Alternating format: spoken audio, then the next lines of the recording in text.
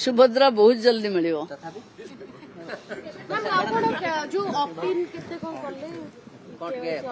सुभद्रा पाखापाखी 20 लाख रु ऊर्ध्व महिला को मिलिबो।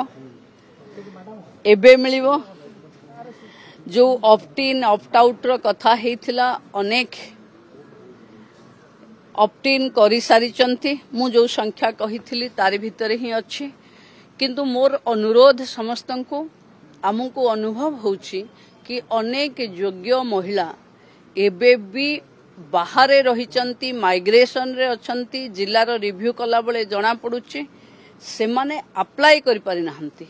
तेणु जदि अप्लाई जल्दी करि दियंते ताहले आमे तांकु दबारे सक्षम होंतु, कारण सरकार कहिथिला शेष हिताधिकारी जाए आमे पहुंचीबू। आमे अपेक्षा करिछु हिताधिकारी माने जेते जल्दी अप्लाई करिवे लास्ट पर्याय सुभद्रा में देबू।